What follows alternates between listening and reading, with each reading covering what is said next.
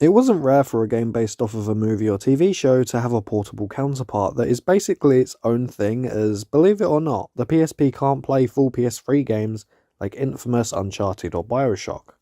Up on the PSP, I think, actually suffers because of this exact reason. Wanna know why? Pick Uncharted Drake's Fortuna controller and let's play Up. Wait. Pick up a controller and let's play Uncharted Drake's Fortune. Wait. Pick up a controller and let's play Up. Much better. I should add that I am playing the modern re-release on PS4 and 5, as I don't have the right footage capturing equipment, the Up game in question on disc, and of course a PSP. Oh wait, I do have a PSP. The PlayStation Pen. So what did I mean by it suffering for being on portable?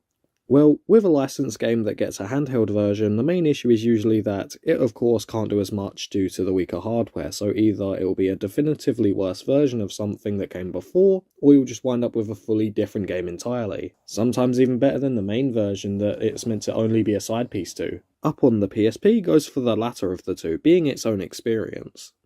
Up's biggest, most fatal issue is that because it's on the PSP, which many people do associate with games you can just pick up, play for a little bit and move on with your day, the PSP's Up game decides to be one player, which would not be an issue on its own, but the problem is this game is so clearly designed to be two-player, and because of that, playing this game on my own feels kind of off, like I'm not playing it correctly.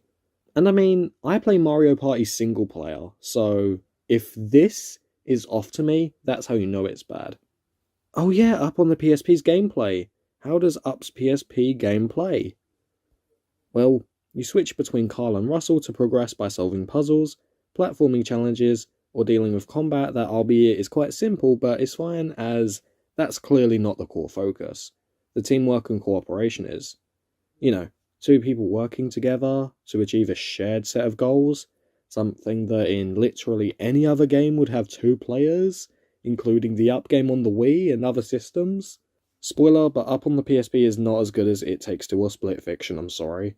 Well, hopefully Split Fiction's better than this. It's not out yet, but hey, I mean, Split Fiction's kind of why I wanted to play this game for a video. Thought it'd be funny. Up also has a similar system where you and the AI player will compete, with Carl smashing bugs whilst Russell puts them in his pocket, Animal Crossing style. The main goal is to get as many as possible, more than the AI player, and I like that this does transfer when you switch character, so they don't just win because you need to play as Russell for something. These points of course get counted up at the end of the level and the winner wins. The AI is very generous with how they procrastinate on getting any of these things, like a kid who just kills every bug it sees, but then keeps a delay in between each kill so the bugs can look up scared and tortured, wondering who would be next on their rise up to Ant Heaven. Then of course there's the more obvious issue of, while it could be mildly fun I guess, the problem is, the whole reason you'd have a mechanic like this in the game is to compete with a bud, and there's not anything that worthwhile behind it anyway, but if you're gonna do this, at least have it in two-player.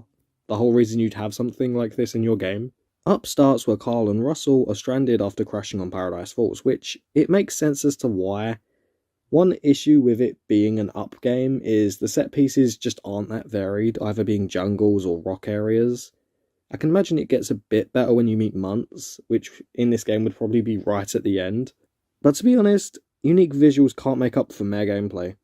It's just the most basic co-op stuff anyway, like use Russell to boost Carl up so he can do thing, and just stuff like that. There is a few cool bits, I won't lie, like the parts where you have one character walk from one side of a log to the other by walking on it whilst the other character rotates it so that you can avoid danger, but then the other character switches roles so then the other one can get across.